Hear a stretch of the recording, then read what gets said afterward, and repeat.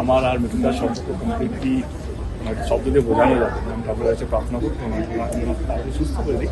তোমার মনে কালকে ডিসচার্জ করবো।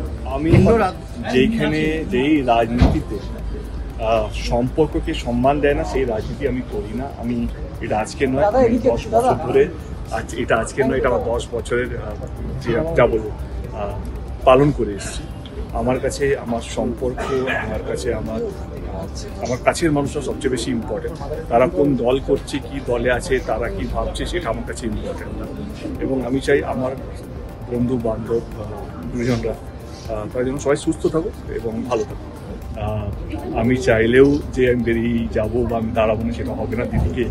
দিদির মতামত খুব ইম্পর্টেন্ট। আজকের জন্য একটা লাইনই বলতে পারবো বা বলতে চাই কে যা বুঝতে পারছি, যা দেখতে পাচ্ছি, আমি রাজনীতি ছাড়লেও আমার মনে হয় রাজনীতি আমাকে ছাড়বে না।